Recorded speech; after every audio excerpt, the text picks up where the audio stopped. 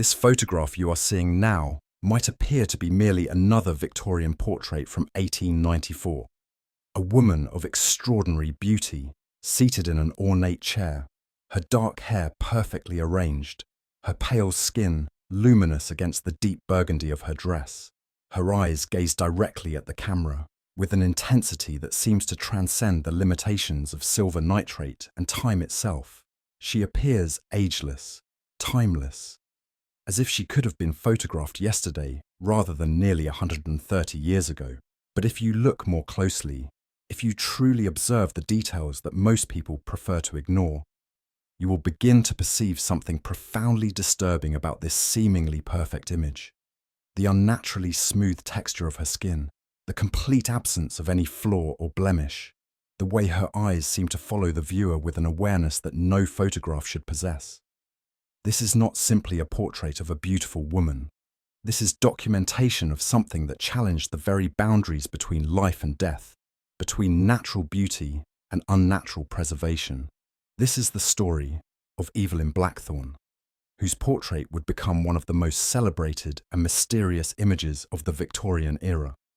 The story behind this timeless photograph goes far beyond what any art history textbook would dare to acknowledge, revealing how the pursuit of eternal beauty can become a curse that transcends the grave itself. To fully understand the extraordinary and disturbing story of Evelyn Blackthorne's portrait, we need to dive into the context of Boston's high society in 1894. The city's Brahmin families had established themselves as America's aristocracy, building fortunes through shipping, textiles, and the emerging industrial enterprises that were transforming the nation. It was a world where social position was everything, where beauty and youth were currencies more valuable than gold, and where the fear of aging and death haunted even the most privileged members of society. Beacon Hill represented the pinnacle of this rarefied world, its elegant brownstone mansions housing families whose names had shaped American commerce and culture for generations. Among these established dynasties, few commanded more respect and admiration than the Blackthornes, whose maritime empire had made them one of the wealthiest families in New England. Evelyn Blackthorne was the crown jewel of this distinguished lineage. At 28 years old in 1894, she possessed a beauty so extraordinary that it had become legendary throughout Boston society. Men of the highest social standing competed for her attention, while women studied her appearance with a mixture of admiration and envy that bordered on obsession. But Evelyn's beauty was accompanied by an intelligence and determination that set her apart from the merely ornamental women of her class. She had received the finest education available to women of her era, studying literature, languages, and the arts with tutors imported from Europe. More unusually, she had also developed interests in areas typically reserved for men: medicine, chemistry, and what she called the scientific mysteries of human existence.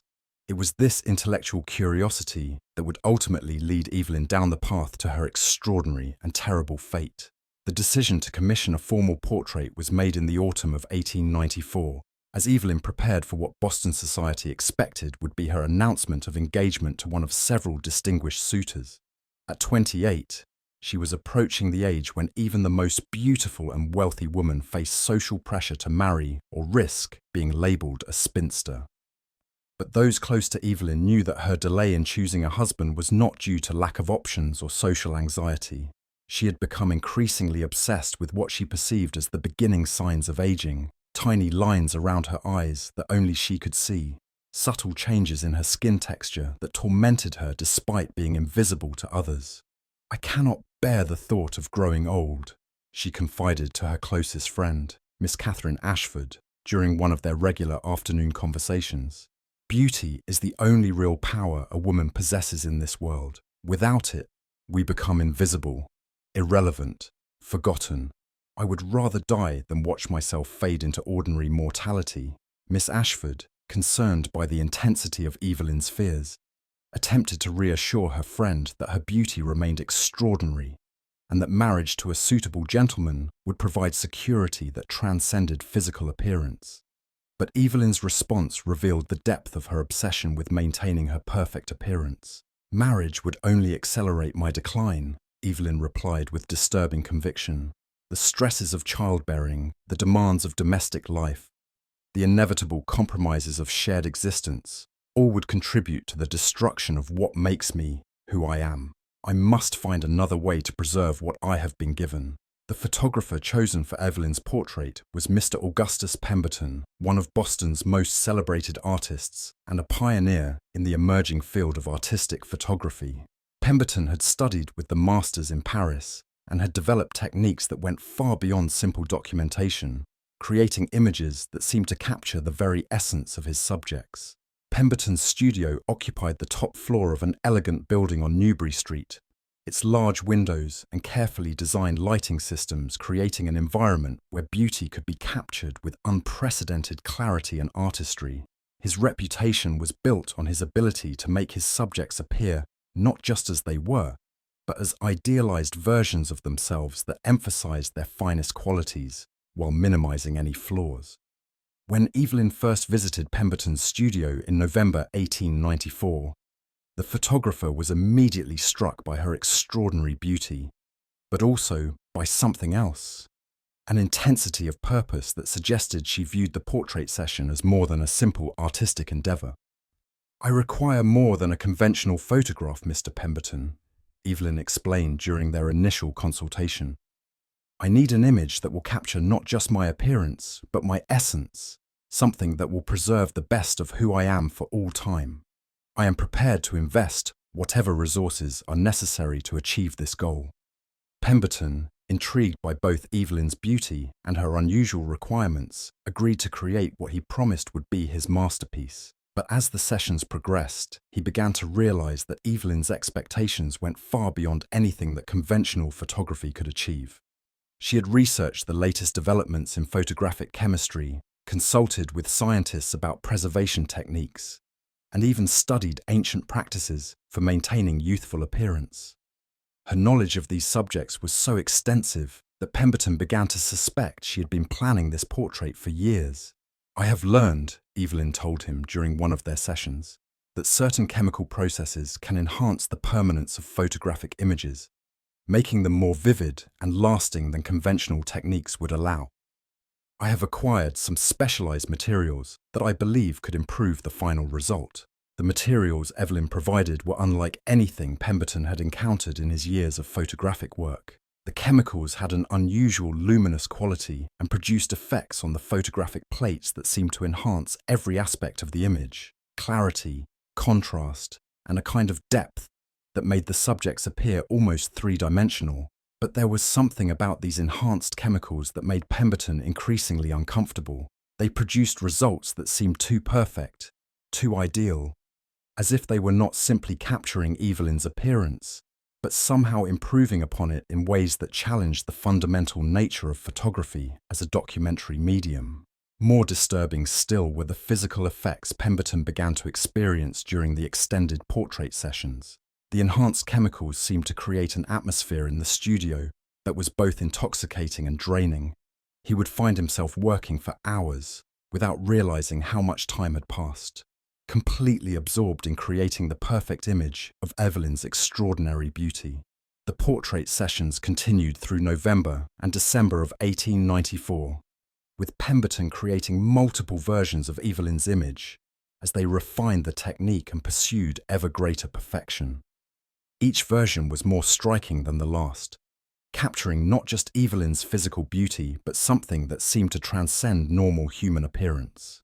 The final portrait, completed just before Christmas 1894, was unlike anything Pemberton had ever created. Evelyn appeared in the image as if lit from within, her beauty so perfect and timeless that she seemed more like an artistic ideal than a real person. The photograph captured every detail with supernatural clarity while somehow eliminating any trace of the minor imperfections that affect all human beings. But what made the portrait truly extraordinary was the quality of life it seemed to contain. Evelyn's eyes in the photograph appeared to be actually looking at the viewer, her expression changing subtly depending on the angle of observation. It was as if the image contained not just her appearance, but her very presence. When Pemberton showed Evelyn the final result, her reaction was one of complete satisfaction, mixed with something that might have been relief. "Perfect," she said, studying the image with intense concentration. "This is exactly what I hope to achieve. This portrait will ensure that my beauty survives regardless of what happens to my physical form. I will be remembered as I am in this moment, at the peak of my perfection." But Pemberton's own reaction to the completed portrait was far more complex. While he recognized it as the finest work he had ever produced, there was something about the image that disturbed him profoundly. The perfection was too complete, too unnatural, as if he had captured something that was not entirely human. The portrait was displayed publicly for the first time at the Boston Art Society's New Year exhibition in January 1895, where it immediately became the sensation of the season. Visitors to the exhibition would stand before Evelyn's image for extended periods, transfixed by its beauty and the uncanny sense of presence it conveyed. Art critics praised the portrait as a revolutionary achievement that elevated photography to the level of the finest painted portraits. Society columnists declared it the most beautiful image ever captured, a testament to both Evelyn's extraordinary appearance and Pemberton's artistic genius. But there were also more disturbing reactions to the portrait that suggested it affected viewers in ways that went beyond simple artistic appreciation. Several people reported feeling dizzy or disoriented after looking at the image for extended periods. Others claimed to have dreams about Evelyn after seeing her portrait, dreams that seemed more real than normal sleep experiences. Most unsettling were the reports from women who claimed that looking at Evelyn's portrait made them intensely aware of their own physical flaws and aging processes. The comparison to her perfect beauty seemed to highlight every imperfection in their own appearance, creating feelings of inadequacy and despair that lasted for days after viewing the image. Evelyn herself seemed energized rather than drained by the attention her portrait was receiving. She attended every exhibition event, studying visitors' reactions to her image with the intensity of a scientist conducting an experiment. Her beauty during this period seemed to reach new heights, as if the success of her portrait had somehow enhanced her physical perfection. But those closest to Evelyn began to notice subtle changes in her behavior that suggested her obsession with the portrait had become something more complex and potentially dangerous. She would spend hours each day sitting before her own image, studying it with an intensity that seemed to border on worship. "She talks to the portrait," Miss Ashford confided to mutual friends. "I've heard her having conversations with her own image as if it were a separate person. She seems to prefer the company of her photographic self to any living human being." Even more disturbing were Evelyn's comments about the relationship between her portrait and her physical existence. She spoke about the image as if it were more real than her actual body, more permanent and perfect than the flesh that was subject to aging and decay. "The portrait contains the truest version of myself," she explained to Miss Ashford during one of their increasingly infrequent meetings. "My physical form is temporary and imperfect, but the image will preserve the best of who I am forever. Sometimes I think the portrait is more real than I am." As winter gave way to spring in 1895, Evelyn's behavior became increasingly eccentric and isolated. She withdrew from most social activities, claiming that public appearances were unnecessary now that her perfect image had been preserved for posterity. She dismissed most of her servants and began living almost entirely in the room where her portrait was displayed. The few people who were permitted to visit Evelyn during this period reported that she seemed to be changing in ways that were both subtle and disturbing. Her beauty remained extraordinary, but it had taken on a quality that seemed artificial rather than natural. Her skin appeared too perfect, her expressions too controlled, as if she were becoming more like her portrait and less like a living human being. Dr. William Morrison, the family physician who had attended Evelyn since childhood, became increasingly concerned about her physical and mental condition. When he attempted to conduct a routine medical examination in April 1895, his findings were so unusual that he requested consultation with colleagues from Harvard Medical School. "Miss Blackthorn's vital signs are anomalous," Dr. Morrison confided to his colleague, Dr. Samuel Hartwell.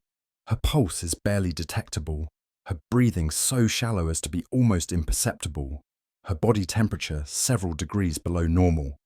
Yet she appears to be in perfect health. Indeed, more beautiful and vital than I have ever seen her. Dr. Hartwell's own examination confirmed Dr. Morrison's disturbing findings. Evelyn seemed to exist in a state that was neither fully alive nor dead, maintaining the appearance of perfect health while displaying physiological signs that should have indicated serious illness or worse. It's as if she's becoming a living version of her portrait, Dr. Hartwell observed. Perfect and unchanging, but somehow less substantial than a normal human being. I've never encountered anything like this in 30 years of medical practice. But perhaps the most disturbing aspect of Evelyn's condition was her own attitude toward the changes she was experiencing. Rather than being alarmed by her unusual symptoms, she seemed pleased by what she perceived as evidence that her plan was working exactly as intended. "I am becoming eternal," she told Dr. Morrison with satisfaction. "The portrait has preserved my essence, and now my physical form is adapting to match that perfection. Soon I will be immune to aging, decay, and all the limitations that afflict ordinary mortals." The doctor's attempts to convince Evelyn that she needed medical treatment were met with polite but firm refusal. She insisted that her condition represented not illness, but evolution, the achievement of a state of existence that transcended normal human limitations. As summer approached, Evelyn's transformation continued in ways that would soon challenge everything those around her thought they understood about the nature of life, death, and the price of achieving perfect, eternal beauty. The summer of 1895 brought changes to Evelyn Blackthorne that would alarm even those who had grown accustomed to her eccentric behaviour following the completion of her portrait. What had begun as an obsession with preserving her beauty through photographic art had evolved into something that challenged the fundamental understanding of human existence and the boundaries between life and death. Dr. Morrison's concerns about Evelyn's condition led him to conduct a series of detailed examinations throughout June and July, documenting changes that seemed to defy medical explanation. His private notes, discovered only decades later, revealed the systematic transformation of a living woman into something that existed outside the normal parameters of human physiology. Miss Blackthorne's physical condition continues to deteriorate by conventional medical standards, while her appearance reaches ever greater heights of perfection, Dr. Morrison wrote in his confidential medical journal. She requires almost no food or water to sustain herself, sleeps perhaps an hour each night, yet maintains energy levels that would be remarkable in a healthy person half her age. Even more disturbing were the changes in Evelyn's relationship to physical sensation and environmental factors. She seemed immune to temperature variations, showing no reaction to heat or cold that would cause discomfort in normal individuals. Her skin had taken on an almost porcelain-like quality that was flawless but felt strangely cool and artificial to the touch. Most troubling of all was Dr. Morrison's discovery that Evelyn's reflection in mirrors had begun to exhibit properties that challenged rational explanation. While she appeared normal to direct observation, her mirror image sometimes lagged behind her movements by several seconds, as if the reflection existed independently of the person creating it. "I observed Miss Blackthorne brushing her hair while standing before her dressing room mirror," Dr. Morrison documented. Her physical movements were normal, but her reflection continued the brushing motion for nearly 10 seconds after she had put down the brush and turned away. When I questioned her about this phenomenon, she smiled and said that mirrors sometimes showed the truth about who we really are. Miss Catherine Ashford, Evelyn's longtime friend, became increasingly alarmed by the changes she observed during her weekly visits to the Blackthorne mansion. Evelyn's behaviour had become rigidly controlled, as if she were constantly performing for an invisible audience rather than interacting naturally with her surroundings. "She moves like someone who is always aware of being watched and evaluated," Miss Ashford wrote in a letter to her sister in New York. "Every gesture is perfect, every expression carefully composed. It's as if she's becoming a living version of her portrait rather than a real person with normal human emotions and spontaneous reactions." Even more disturbing was Evelyn's increasing focus on her portrait as the center of her daily routine. She would spend hours positioned in front of the image, studying it with an intensity that seemed to drain her of engagement with anything else in her environment. Miss Ashford reported that Evelyn had begun speaking to her portrait as if it were a separate entity capable of responding to conversation. These one-sided dialogues revealed the extent to which Evelyn's relationship with her own image had replaced normal human connections. She asks the portrait questions about her appearance, about decisions she should make, even about memories from her past, Miss Ashford observed. Sometimes she pauses, as if listening to responses that only she can hear. It's as if the portrait has become more real to her than the actual world around her. The servants remaining in the Blackthorn household reported even more disturbing phenomena related to Evelyn's portrait and her increasingly unusual behaviour. Mrs. Dorothy Whitmore, the longtime housekeeper, documented incidents that suggested Evelyn's obsession with her image had created conditions that defied rational explanation. "I've seen Miss Evelyn standing before her portrait at all hours of the day and night," Mrs. Whitmore wrote in her private journal. "But sometimes when I look at the portrait, it seems like she's inside the image looking out at the room, while her physical body stands empty before it. It's as if her soul is more present in the photograph than in her actual flesh." Other servants reported that mirrors throughout the house had begun reflecting images that didn't correspond to what was actually present in the rooms. They would glimpse Evelyn's reflection in mirrors when she was nowhere near, or see her portrait's image reflected in surfaces that shouldn't have been able to capture photographic reproductions. The physical structure of the house itself seemed to be affected by whatever transformation Evelyn was undergoing. Temperature fluctuations occurred in rooms where she spent time, with some areas becoming unseasonably cold, while others grew uncomfortably warm. Mechanical devices, clocks, music boxes, gas lamps, would malfunction in her presence, operating according to patterns that seemed to correspond to her emotional states rather than their designed functions. Augustus Pemberton, the photographer who had created Evelyn's portrait, became increasingly disturbed by reports of the unusual phenomena associated with his work. His initial pride in creating his masterpiece had been replaced by growing concern that he had somehow become involved in something that went far beyond artistic achievement. When Pemberton visited Evelyn in August 1895 to discuss creating additional portraits, he was shocked by the changes he observed in both his subject and the environment where his work was displayed. "Miss Blackthorn appears to have achieved a level of physical perfection that surpasses even the idealized version I captured in her portrait," Pemberton wrote to his colleague in Paris. "But this perfection seems to have come at the cost of her humanity. She speaks and moves like a beautifully crafted automaton rather than a living woman." More disturbing to Pemberton was his realization that the portrait itself had changed since its completion.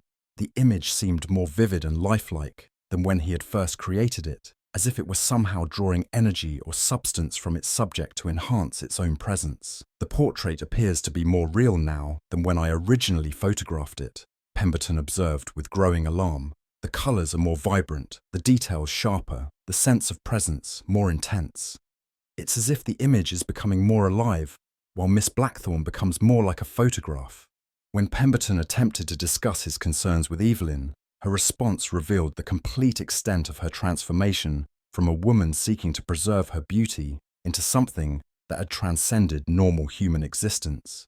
"You created exactly what I requested," she told him, with a smile that was perfect in every detail but empty of genuine warmth. "The portrait preserves the best of who I am, while my physical form adapts to match that perfection. I am becoming eternal, immune to the decay and disappointment that destroys ordinary people." Pemberton's attempts to convince Evelyn that her condition was dangerous rather than desirable were met with responses that demonstrated how completely she had embraced her unnatural transformation. "You worry about humanity as if it were something precious," she replied to his concerns. "But humanity is nothing more than a temporary condition that leads inevitably to aging, illness, and death. I have discovered a way to transcend those limitations and achieve a form of existence that is both perfect and permanent." The photographer's final attempt to help Evelyn involved his suggestion that the portrait be destroyed, in hopes that eliminating the image might restore her to normal human existence. Her reaction to this proposal revealed the full horror of what she had become. Evelyn's perfect composure cracked for the first time in months, revealing a rage that was both inhuman in its intensity and terrifying in its coldness. "The portrait is more essential to my existence than my physical body," she said in a voice that seemed to come from a great distance. "It contains the truest version of myself, the version that will survive long after flesh has returned to dust. You will not touch it, will not threaten it, will not even suggest its destruction again." Pemberton left the Blackthorn mansion convinced that he had somehow become responsible for creating a form of supernatural horror disguised as artistic achievement. His subsequent attempts to research the chemical processes he had used in creating Evelyn's portrait led him to discoveries that confirmed his worst fears about what he had unknowingly accomplished. The enhanced chemicals that Evelyn had provided contained substances that had no legitimate place in photographic processes. When analysed by colleagues at Harvard's chemistry department, these materials proved to include compounds derived from sources that seem more related to alchemical practices than modern scientific techniques. More disturbing still was the revelation that similar chemical formulations had been used in various occult practices throughout history, substances designed not simply to preserve images, but to transfer life force or spiritual essence from living beings into inanimate objects. "I believe Miss Blackthorn somehow acquired knowledge of processes that allowed her to bind her vital essence to her photographic image," Pemberton wrote in his private journal. "The portrait doesn't simply show her appearance, it contains her actual life force, growing stronger as her physical form grows weaker."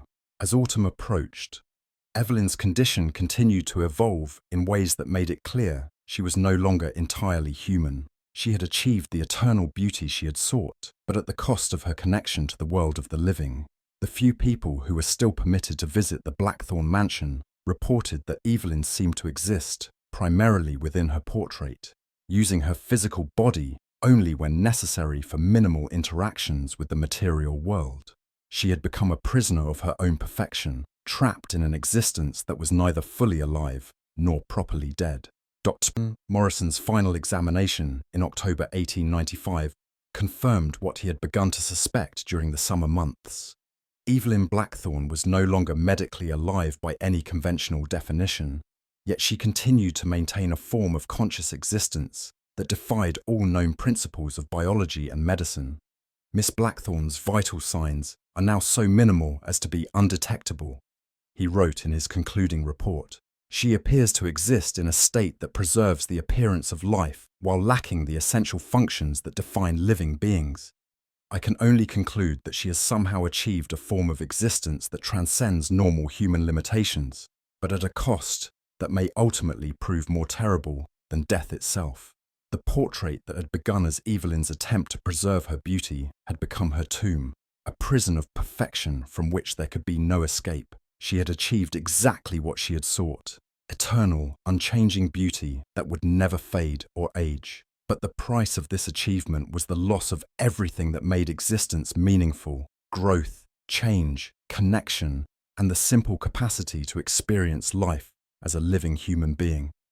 As winter approached, bringing with it the first anniversary of her portrait's completion, Evelyn Blackthorn prepared to face the full consequences of her pursuit of eternal beauty. Consequences that would prove far more horrifying than anything she had imagined when she first sought to transcend the limitations of mortal existence. The winter of 1896 brought to the Blackthorn mansion revelations that would force even the most skeptical observers to confront the supernatural horror that had been growing within Boston's most elegant residence. What had begun as one woman's obsession with preserving her beauty had evolved into something that challenged fundamental assumptions about the nature of existence, consciousness, and the price of achieving impossible dreams. The crisis came to a head on January 15th, 1896, exactly 1 year after Evelyn's portrait had first been displayed publicly. Miss Catherine Ashford arrived for her weekly visit to find the mansion's remaining servants in a state of panic, gathered in the front hall and speaking in hushed, terrified whispers about events they could barely bring themselves to describe. Mrs. Dorothy Whitmore, the housekeeper who had served the Blackthorn family for over 20 years, approached Miss Ashford with obvious relief at having someone in authority to whom she could report the unprecedented phenomena that had been occurring in the house. "Miss Catherine, something terrible has happened to Miss Evelyn," Mrs. Whitmore said. her voice trembling with barely controlled hysteria. She's inside the portrait now, but she's still walking around the house. It's as if there are two of her, and neither one is really alive anymore. Miss Ashford's initial assumption was that the servants had finally succumbed to the strain of living in a household where their mistress had been displaying increasingly disturbing behaviour. But when she entered the drawing room where Evelyn's portrait was displayed, she encountered something that challenged her own grip on rational reality. Evelyn was standing before her portrait as she had been doing for months, but there was something fundamentally different about the scene that became more apparent the longer Miss Ashford observed it. The woman standing in the room appeared to be a perfect physical replica of Evelyn, but her eyes were empty of consciousness or awareness. She moved with mechanical precision, adjusting her pose to match exactly the position depicted in the portrait. But it was the portrait itself that revealed the true horror of what had occurred. The image no longer showed a static representation of Evelyn's beauty. It now contained what appeared to be a living, conscious version of her, trapped within the confines of the photographic frame, but clearly aware and attempting to communicate with the outside world. The Evelyn in the portrait was moving, blinking, changing her expression in response to Miss Ashford's presence. Her mouth moved as if she were trying to speak, and her eyes followed Miss Ashford's movements around the room with desperate intensity. Miss Ashford's attempts to communicate with either version of her friend produced responses that confirmed her growing horror about what Evelyn had become. The physical form standing before the portrait could only repeat phrases about beauty, perfection, and eternal preservation, speaking in Evelyn's voice, but with no evidence of genuine consciousness or memory. The Evelyn trapped within the portrait, however, showed signs of full awareness and growing desperation. She pressed her hands against what appeared to be the inner surface of the photographic glass, her expressions conveying terror and pleading that needed no words to communicate their meaning. Dr. Morrison, summoned by Miss Ashford to evaluate the unprecedented situation, arrived at the mansion to find conditions that exceeded even his growing expectations of supernatural phenomena. His examination revealed that the physical form of Evelyn showed no signs of life by any medical standard, yet continued to move and speak as if animated by some external force. The body before us is essentially a beautifully preserved corpse that has been somehow animated to serve as a vessel or anchor point, Dr. Morrison wrote in his emergency report. The consciousness that we knew as Evelyn Blackthorne appears to have been transferred entirely into her photographic image, where it now exists in a state of imprisonment that may be worse than any conventional form of death. Augustus Pemberton, contacted by Miss Ashford and Dr. Morrison, arrived at the mansion in a state of professional and personal crisis. His realization that his artistic work had somehow become a supernatural trap filled him with horror and guilt that would consume the remainder of his life. "I have created a prison disguised as art," he told the assembled observers. The enhanced chemicals that Miss Blackthorne provided were designed not simply to preserve her image, but to transfer her very essence into the photograph. She has achieved the eternal preservation she sought, but at the cost of being trapped forever in a static, two-dimensional existence. Pemberton's attempts to reverse the process by destroying the portrait met with violent resistance from the animated body, which displayed strength and coordination that seemed impossible for something that showed no vital signs. More disturbing still was the reaction from the Evelyn trapped within the portrait, who began displaying signs of extreme agitation and terror at the prospect of having her prison destroyed. Through gestures and expressions that were clearly visible within the photographic image, the imprisoned Evelyn communicated that destruction of the portrait would not free her, but would instead condemn her to complete obliteration, a fate she feared even more than her current supernatural imprisonment.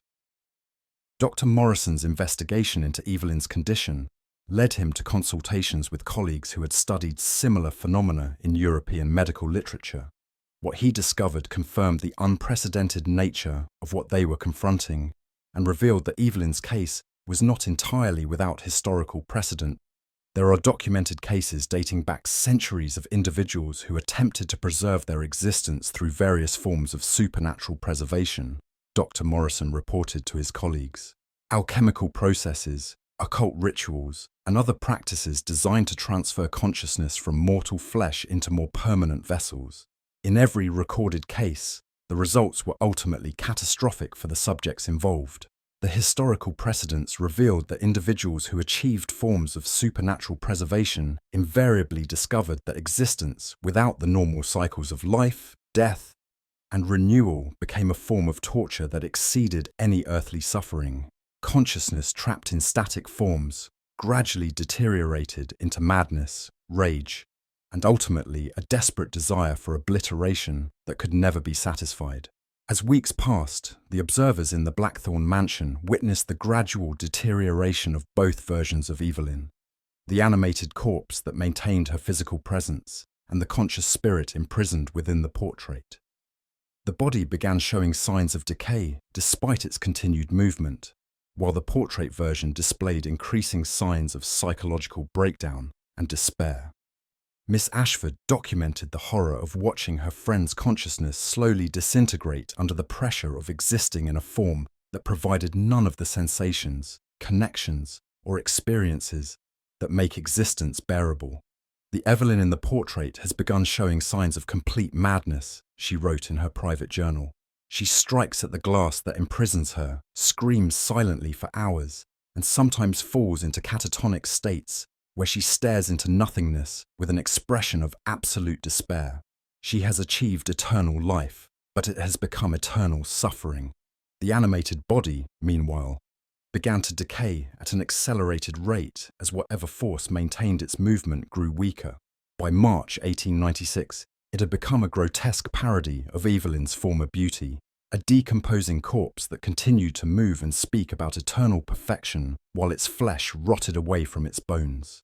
The servants fled the mansion entirely, unable to cope with the horror of what their former mistress had become.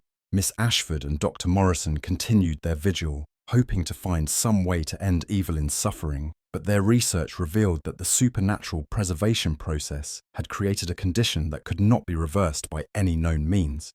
Pemberton, consumed by guilt over his role in creating the supernatural trap, spent his remaining years attempting to prevent others from making similar mistakes. He destroyed all his equipment, burned his research notes, and dedicated himself to warning other photographers about the dangers of pursuing techniques that promised to transcend the normal limitations of their art. "I sought to create perfect beauty and instead created perfect horror," he wrote in his final letter before his death in 1923. Evelyn Blackthorn achieved exactly what she desired, eternal preservation of her beauty at its peak. But eternity without the possibility of change, growth, or release has proven to be the cruelest curse imaginable. The Blackthorn mansion was eventually sealed by city authorities in 1897. After neighbours complained about disturbing sounds and unnatural lights emanating from the property, the official records listed the building as condemned due to structural problems, but the true reason was the city's inability to cope with supernatural phenomena that defied rational explanation. The portrait remained in the sealed mansion, along with whatever remained of Evelyn's consciousness trapped within its confines. Occasional reports from caretakers and security personnel who entered the building described seeing movement within the portrait and hearing sounds that suggested the imprisoned consciousness was still aware and still suffering. In 1923, a fire of unknown origin destroyed the mansion entirely, reducing both the building and its contents to ash.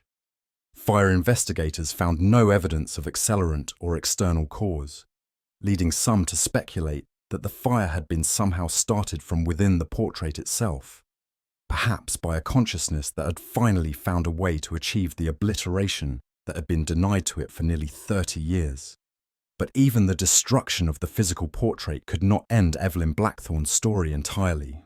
In the decades that followed, other portraits began appearing in Boston galleries and private collections, images that bore disturbing resemblances to Evelyn's original photograph and seemed to possess similar supernatural properties.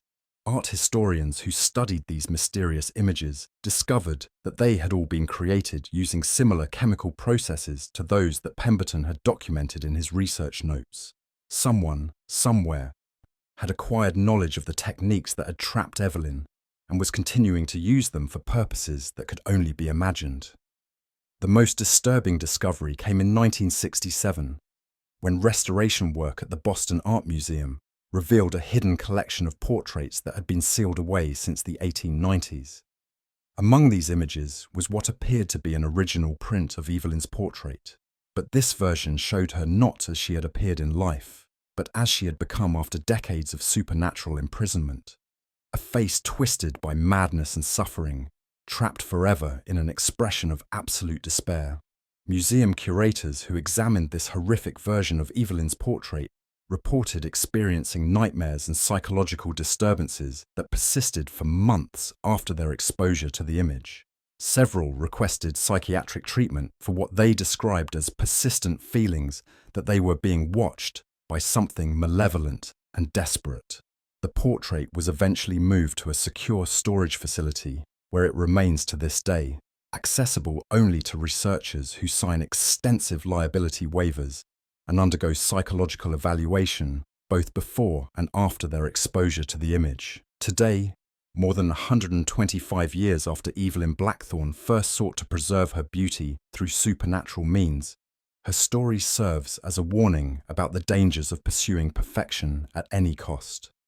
The timeless portrait that seemed to capture ideal beauty has been revealed as documentation of one of the most terrible fates imaginable: eternal consciousness trapped in static form, unable to grow, change, or find the release that death should provide. Evelyn achieved exactly what she had desired: perfect, unchanging beauty that would never fade or age. But her success became the most complete form of failure possible, demonstrating that some dreams are too terrible to fulfill, and that the pursuit of impossible ideals can lead to forms of existence that are infinitely worse than the mortal limitations they were designed to overcome. The portrait that looked timeless until you learned the story behind it remains as a testament to the horror that can result when human vanity and the fear of mortality drive individuals to seek solutions that transcend the natural order of existence. Evelyn's timeless beauty became her eternal damnation, proving that some forms of preservation are indistinguishable from the most complete destruction possible. Her story serves as a reminder that true beauty lies not in unchanging perfection, but in the temporary, flawed, ever-changing nature of human existence. The very qualities that Evelyn sought to escape became, in their absence, the things that made life worth living. The woman who feared growing old discovered that an existence without the possibility of aging, changing, or dying was not life at all, but a form of death more terrible than any grave could contain. The 1894 portrait that captured Evelyn Blackthorne's perfect beauty continues to serve as a warning that some photographs preserve far more than their subjects ever intended, and that the price of eternal youth and beauty may be an eternity of regret for ever seeking such impossible gifts. In museums and private collections around the world, similar portraits continue to surface. Images of subjects who achieved their dreams of perfect preservation, only to discover that their success had become their most complete failure. Each serves as evidence that the pursuit of impossible perfection can lead to consequences that exceed the worst nightmares of those foolish enough to believe that mortality is a problem to be solved, rather than a condition that gives meaning to all human experience. Evelyn Blackthorne got exactly what she wanted, and that, ultimately, became her most perfect and eternal curse.